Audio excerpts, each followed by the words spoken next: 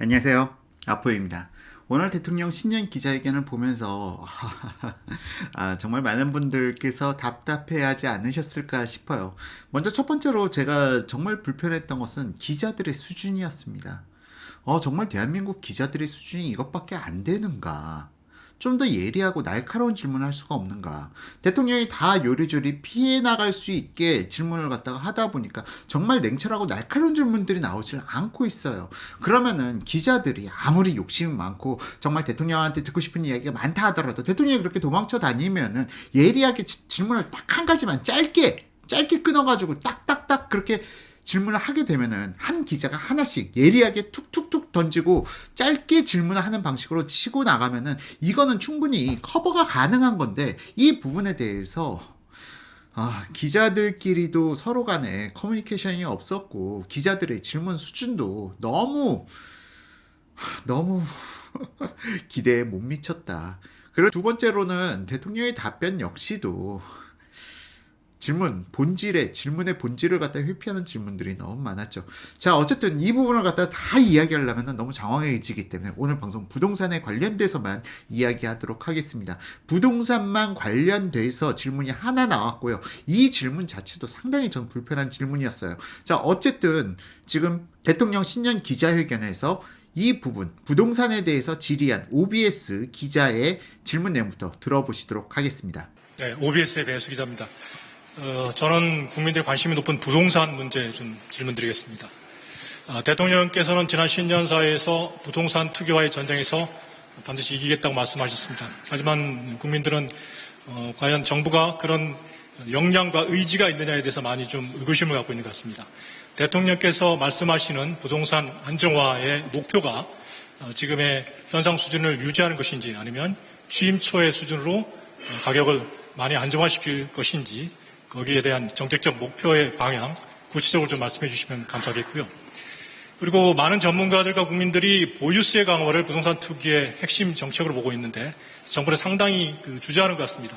물론 총선도 있고 조세 저항도 걱정될 수 있겠습니다만은 가장 확실한 방법이라면 이번 부동산 대책의 약효가 다 떨어질 때쯤 되면 보유세 강화 방안으로 좀 나가야 되는 게 아니냐 하는 국민들의 바람, 여기에 대해서 대통령이 말씀 듣고 싶습니다.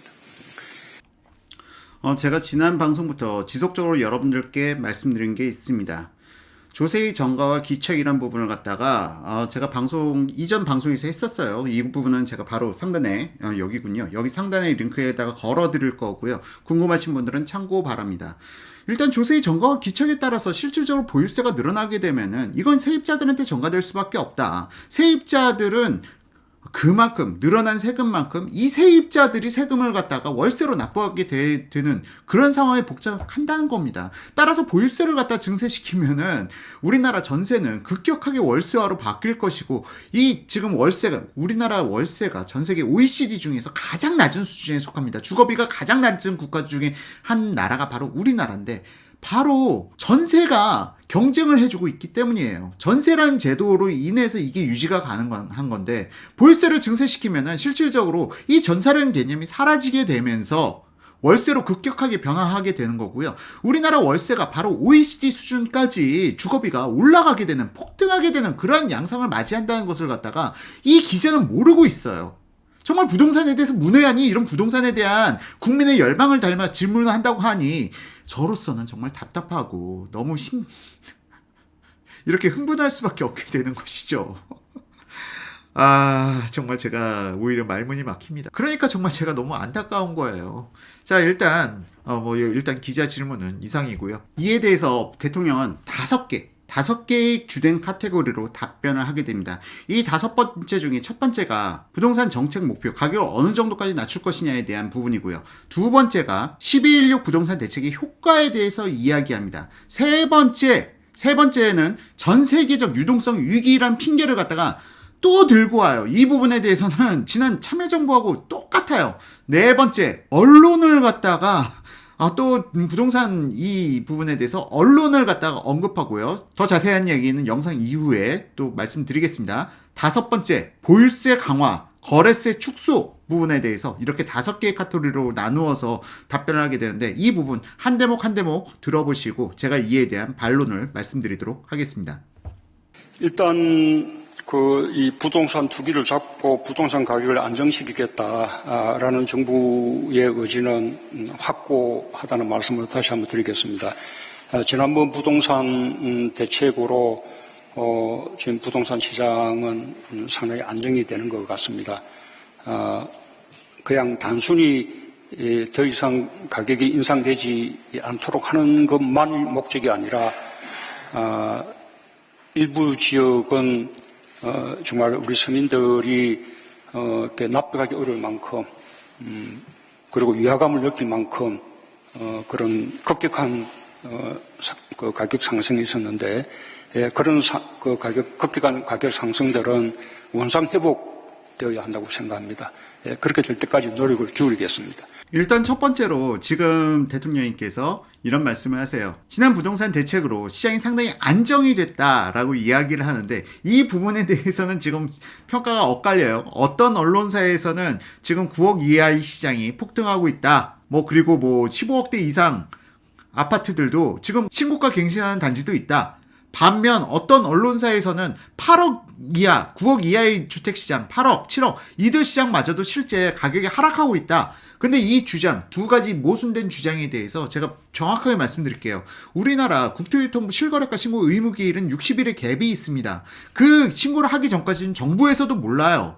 또한 KB라든가 아니면은 한국감정원에서 이걸 조사한다고 하지만 얘들도 사실은 정확한 팩트를 갖다 받아들이는 데는 60일의 갭이 걸립니다. 그리고 언론사에서 지금 설레발이 지금 12.16 부동산 대책 이후 효과가 있다 없다 이것도 사실은 설레발이에 불과해요. 정확한 평가는 최소 60일이 지난 그리고 나서 이 기간 동안 거래된 걸 갖다 바라보려면 최소 60일이 지나고 또 한 달 동안의 거래량 이 부분이 포착되는 3개월이 지나야 정확한 그 결과를 알 수 있단 말이죠. 근데 대통령은 벌써 지금 안정이 되고 있대요. 이거는 먼저 팩트, 거짓말입니다. 안정되고 있는지 아닌지는 대통령도 모르고요. 국토교통부도 모르고요. KB도 모르고요. 한국감정원도 몰라요.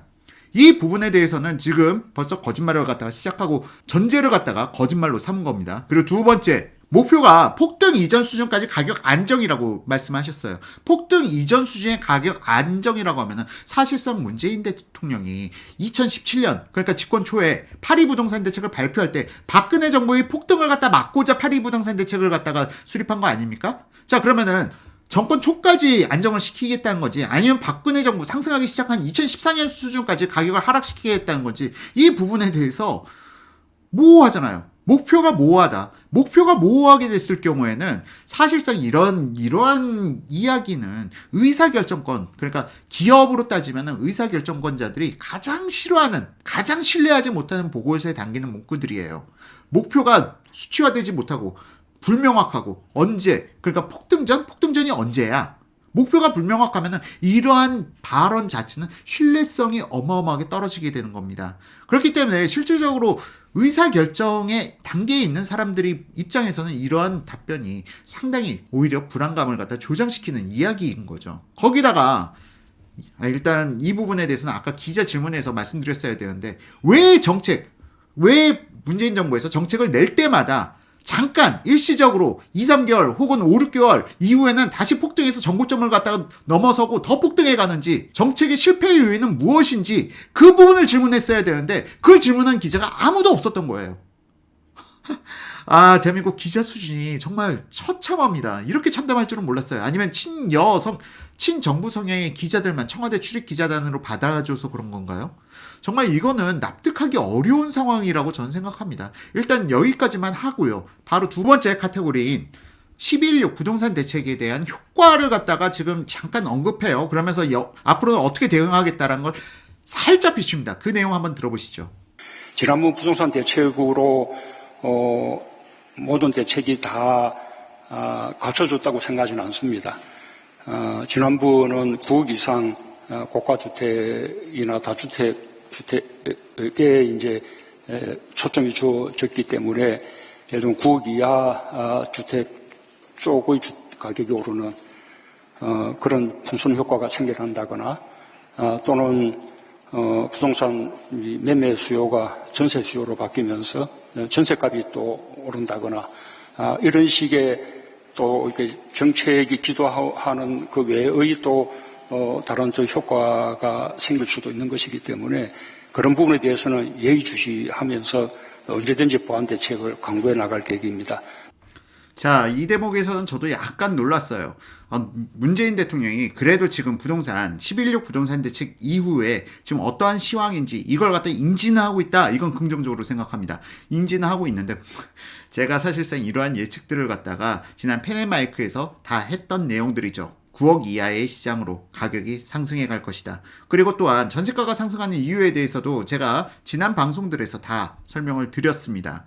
자, 이런 부분을 갖다가 사실상 대책 발표 이전에 충분히 예측 가능했던 일들이에요. 그러면은 그 대책을 발표하면서 이러한 부작용을 어떻게 해소할 것인지 함께 대책으로 발표해 나갔어야 되는데 현상이 발생되고 나서 야, 또 이렇게 되니까 또 대책 만들어. 또 이렇게 되니까 이렇게 대책 만들어. 이게 뭡니까? 이게 정부의 대책입니까? 정부의 정책이라는 거는 일관성을 가지고 있어야 돼요. 무슨 사건이 터졌다고 일단 여기 틀어막아. 또 무슨 사건 터져났다고 여기 틀어막아. 그렇게 해서는 본질적인 문제를 해결할 수가 없는 겁니다. 특히 지금 같은 상황이 그래요. 대통령이 전세가 상승을 갖다가 이거에 대해서 대책을 만들어가겠다라고 하지만 사실상 이미 수급 불일치가 발생되고 있는 거예요. 수급 불일치가 발생되고 있는 상황이고 지금 현 정부에서 분양가 잡겠다고 건설사들 분양가 규제한다고 분양 못하게 꽁꽁 틀어막은 덕분에 2020년 하반기부터 입주 물량이 급격하게 줄어들게 되고 2021년엔 더 줄어들게 됩니다. 자, 그럼 대책 만들자고 야, 이제 공급 빨리 늘리자 라고 한다고 바로 뚝딱 하고 아파트가 만들어진답니까? 최소 2, 3년의 시간을 갖다가 공기를 줘야 그때부터 준공이 될 텐데 그럼 2020년 하반기 2021년 그때 시장을 어쩌시려고요? 자, 그러니까 지금 현 정부의 정책에 대해서 너무 답답한 거예요. 지금 우선 당장 터지고 나면은 우리가 시장 현황 바라보고 지켜보고 있다가 그 이후에 또 대책 발표하겠습니다. 지금 계속 이런 식이었잖아요. 근본적인 문제를 못 잡아내고 있잖아요. 근본적인 문제에 대해서는 제가 그러니까 무주택자들이 가지고 있는 부동산에 대한 잘못된 흐름 5가지 이 부분에 대한 영상을 참고해 보시면 여러분들께서 보다 명확하게 이해를 하실 수 있을 거라고 생각합니다. 자, 어쨌든 지금 문재인 대통령이 말씀하시는 것들이 아는 사람, 부동산에 대해서 진짜 현업에서 종사해 봤고 이 부분에 대해서 발로 뛰어본 사람들의 입장에서는 너무나도 궁색하고 답답하기 짝이 없는 그러한 상황의 답변들이 이어지고 있습니다. 그런데 이게 답답함이 점점 더 좀 해소시켜 주시는 게 아니라 끝으로 갈수록 더 점점 가경인데요. 이 부분 내용도 들어보시죠. 뿐만 아니라 부동산 대책이 한 번 또 내려지면 그것이 또 오랜 세월 동안 그대로 효과가 계속한다고 볼 수도 없습니다. 지금 부동산 가격이 오른 것은 전 세계적으로 유동성이 워낙 과잉 상태고 또 아주 저금리 상태이기 때문에 말하자면 갈 곳 없는 투기 자금들이 전부 부동산 투기로 모이고 있고 그래서 지금 세계 곳곳에 우리보다 훨씬 더 부동산 가격이 폭등하는 그런 나라들이 많이 있습니다.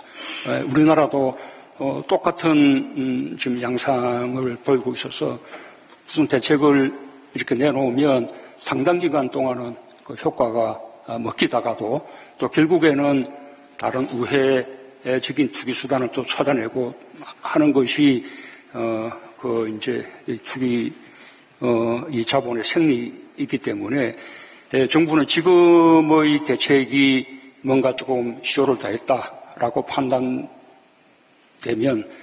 또 보다 강력한 대책 그게 끝없이 내놓을 것입니다. 참 여기서 하시면 안 되는 말씀을 하셨어요. 완전히 이거는 어게인 참여정부인가요? 어게인 노무현 대통령?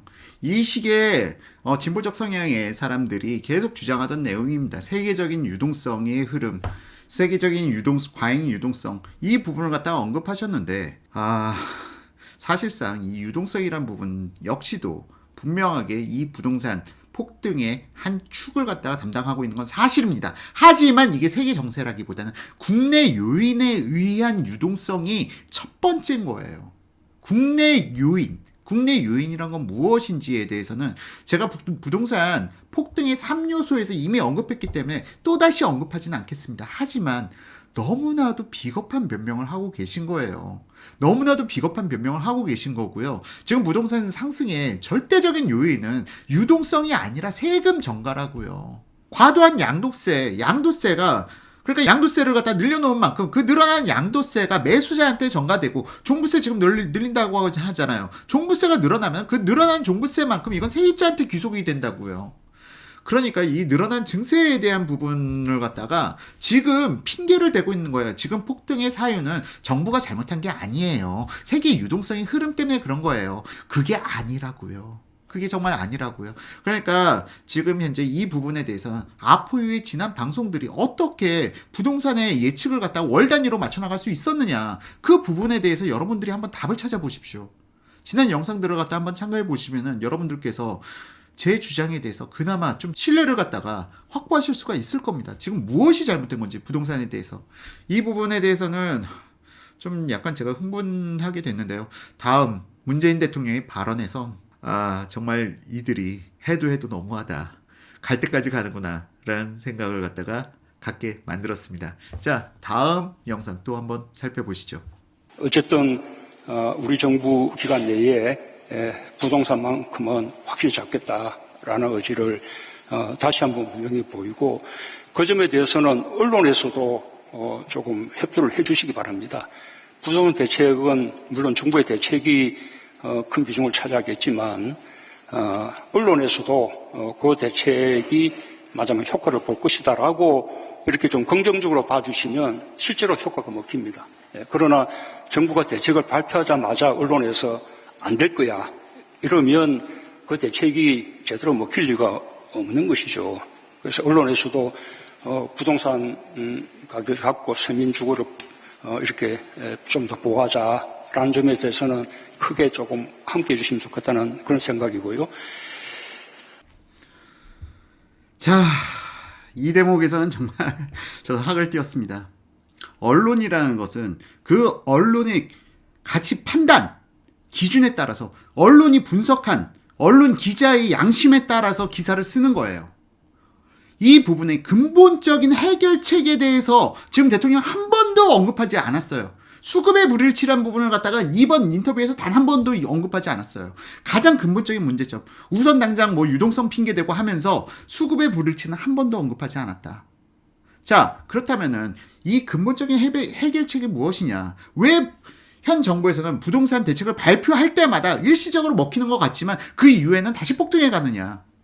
그 부분에 대해서 문재인 정부는 지금 한마디도 하지 못하고 있습니다. 그러면서 심리를 갖다 이야기해요. 이게 바로 언론을 갖다가, 언론이 이렇게 실어 좀 달라라고 부탁하는 것은요, 심리를 갖다 이용하는 거예요. 대중의 심리. 그러니까 예전에 바로 전방송이었어요. 바로 전방송에서 제가 폭락론자들을 갖다가 상당히 싫어하는 이유라는 주제의 영상을 갖다 제작했는데, 바로 이런 심리적인 요소는 사실을 왜곡시키는 것 뿐이에요. 가장 근본적인 원인을 해결하지 않았는데, 심리만 이렇게 일시적으로 잠재운다고 해서 이 근본적인 원인이 해결되지 않은 상태에서는 나중에 이 심리로 압박한 일시적으로 손으로 누르는 효과는 있습니다. 일시적으로 손으로 누르는 효과는 있지만 그 뒤에 터져나오는, 폭발적으로 올라오는 그 반발적 탄성, 그러니까 이 탄성에 의해서 반대적으로 튕겨 올라오는 그 폭동을 어떻게 잠재울 수 있을지에 대해서는 해결책 하나밖에 없어요. 근본적인 해결책을 갖다가 마련해야 한다. 하지만 근본적인 해결책, 수급, 이 부분에 대해서도 급락하라 뚝딱 한다고 바로 아파트가 나오지 않는다고 말씀드렸죠. 공기 24개월에서 36개월. 이걸 갖다가 이 갭을 어떻게 극복하시려고요? 자, 어쨌든 여기까지 하고요. 좀 근본적인 대책이 나와야 되는데, 부동산 관련돼서 근본적인 대책에 대해서는 아무 말도 없고, 핑계는 지금 세계적인 유동성으로 다 몰아버리고, 또한 뭐 투기꾼 가지고는 이제 부족할 수밖에 없어요. 왜 지금 투기꾼이라는 용어가 그렇게 의외로 예전에 비해서 많이 줄어들었어요. 왜? 2018년 주택 실거래 통계가 나왔거든요.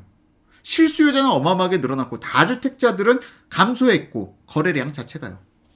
보유량 자체도 줄었어요. 자, 이게 2018년 통계가 나왔거든요. 그렇기 때문에 지금 이번 인터뷰에서 투기꾼을 갖다 그렇게 많이 언급 못한 겁니다. 자, 그래도 입에 붙었는지 투기라는 얘기를 몇 마디씩 하시는데, 마지막 문재인 대통령의 언급 듣고 나서 최종 평까지 제가 마무리 짓도록 하겠습니다. 크게 보면 이제 보유세는 강화하고 거래세는 낮추고 라는 것이 맞는 방향이라고 봅니다. 보유세는 실제로 좀 강화가 되고 있습니다. 지난번 대책에서도 고가주택하고 다주택에 대한 종부세를 조금 더 인상하기로 했었고요. 그 외 주택들의 보유세에도 공시가격이 이제 현실화되면서 사실상의 보유세 인상이 이루어지고 있는 상태지요. 그 다음에 이제 거래세를 완화하는 부분은 그것은 길게 보면은 맞는 방향이지만 당장은 취득세 등록세가 지방 어떤 재정 지방 정부의 재원이기 때문에 그 부분을 당장 낮추기가 어려운 점이 있습니다. 또는 이제 양도소득세의 경우에는 어쨌든 부동산을 사고 파는 과정에서 생긴 양도 차익, 일종의 불로소득에 대한 과세이기 때문에 그것을 또 낮추는 것은 국민들의 정서에도 맞지 않는 부분이 있습니다. 보유세 강화, 그다음에 거래세 완화 이런 부분도 앞으로 부동산 가격의 어떤 동정을 보아가면서 신중하게 검토해 나가겠습니다. 참 이런 이야기를 들을 때마다 민주주의에 대한 회의가 느껴집니다. 정말 민주주의에 대한 회의가 느껴져요. 일반 서민들, 대중, 국민들은 부동산에 대해서 그렇게 잘 알지를 못합니다. 그들의 열망이 어떠한 결과로 나타날지 이 부분에 대해서 그러면은 대통령은 그래도 전문가 집단을 거느리고 있잖아요. 이 전문가, 물론 지금 현 대통령 주변에 부동산 관련돼서 제대로 된 전문가는 없다라고 생각합니다. 그러니까 이러한 절망적인 상황이 발생되고 있는 거죠. 부동산 시장에. 이 부분에 대해서는 좀 안타까운 일인데요. 진짜 부동산을 갖다 제대로 현업에서 경험해보고 부동산을 알고 있는 사람들이 이 대통령 주변에 없다는 게 가장 재앙인 상황인데요. 여기서 부동산에 대해서 사실상 국민들이 뜻이 아니라 국민들이 잘못 알고 있다면 국민들한테 알려줘야죠. 이거는요. 지금 부동산 보유세, 지금 대한민국만 가지고 있는 독특한 임대차 시장, 전세라는 개념이 유지될 수 있는 것 자체가 사실상 대한민국의 낮은 보유세로 인해서 가능한 겁니다. 그러니까 집을 갖다가 집이 없는 서민들이 중간 단계로 전세를 살고 그 다음 주택을 매수하고 이 하나의 디딤돌을 마련해 주는 게 전세제도입니다 하고 이야기해 줄 수 있는 전문가가 있어야 되는데 이 주변엔 그런 전문가가 없는 거예요. 또한 일부 진보적 성향을 가지고 있는 사람들은 또 이런 주장을 해요. 우리나라 주택가격 폭등은 전세 때문이다? 무슨 말도 안 되는 소리를 하고 계세요. 전세가, 그러면 전세제도가 있는 우리나라 국가가 왜 지금 전 세계에서 주택가격 상승률은 가장 저조하냐고요. 그건 바로 전세가 또 월세하고 경쟁을 해요. 세입자들은 월세를 선택할 수도 있고 전세도 선택할 수가 있어요. 그렇기 때문에 월세를 놓고자 하는 임대인들이 전세하고 경쟁하기 때문에, 왜냐면 세입자들은 더 전세를 희망하니까.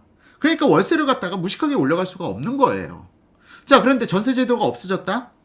그럼 월세는요, 정말 기하급수적으로 폭등합니다. 지금 우리나라가 전 세계 OECD 국가 중에서 가장 주거비가 저렴한 국가 중에 하나인데 이 월세가 OECD 평균 혹은 그 이상까지 올라갈 수도 있을지도 모를 일이에요. 자, 이 부분에 대해서 정말 종합적인 고려가 없이, 종합적인 사고가 없이 국민의 열망, 국민의 뜻, 이거에 따라서 부동산 정책을 수립해 나가니까 원전 같은 사태가 발생되는 거죠. 국민은 절대 옳지가 않습니다. 다수가 옳은 게 아니에요. 이 분야에서 최소 10년 이상 분석하고 고민해본 사람들이 그 답을 오히려 알고 있을 수도 있는 겁니다. 근데 대중이 원하니까 이렇게 해야 된다? 이런 정책 방향으로 가야 된다? 그렇기 때문에 지금 대한민국이 무너지고 있는 거라고요. 국민들이 잘못 알고 있다면 이 잘못된 부분을 갖다가 제대로 알려줘야 하는 것들이 언론의 역할이며 정부의 역할 아니겠습니까? 근데 이것들은 전부 다 그냥 국민이 희망하니까 이렇게 가자. 국민이 희망하니까 이렇게 가자. 이렇기 때문에 지금 대한민국이 정말 혼돈의 시기를 넘어가지고 정말 이 혼돈의 시기가 끝나고 나타날 그 재앙이 너무나도 두려운 겁니다. 자, 어쨌든 지금 현 문재인 정부의 사실은 이 부동산만이 아니고 다른 분야에서도 다 하고 싶은 얘기가 너무나도 많아요. 그런데 일단은 일단은 부동산과 관련돼서만으로 방송을 갖다가 마무리 짓도록 하겠습니다. 제 전공 분야가 아닌 부분에 대해서 제가 이야기를 많이 한다는 것 자체가 사실은 좀 저 역시도 좀 너무 뭐 범위를 갖다 벗어났다고 할까요? 그 부분에 대한 거는 저 역시 전문성을 갖추기 전까지는 되도록이면 말을 조심하려고 하고 있습니다. 지금까지 좀 약간 격양된 상황에서 제가 방송을 갖다 계속 이끌어 갔는데요. 이러한 격앙된 분위기로 방송을 할 수밖에 없는 게 현 정부, 현 정권의 현 실체, 그리고 현 주소를 갖다가 보면서 너무 답답한 마음에 좀 격앙된 목소리로, 톤으로 혹은 표정으로 방송을 진행했다는 부분에 대해서는 사과드리고요. 다음에 또 차분한 마음을 가라앉히고 차분한 심정으로 방송을 진행하도록 하겠습니다. 하지만 상식 밖의 이야기에 대해서 좀 많이 실망했다는 부분에 대해서는 어쩔 수가 없네요. 좀 더 우리가 이 고통을 갖다가 견뎌내야 할 수밖에 없지 않을까 그런 생각이 듭니다. 이상으로 오늘 방송 마치고요. 다음에 더 좋은 방송으로 여러분들을 찾아뵙도록 하겠습니다. 감사합니다.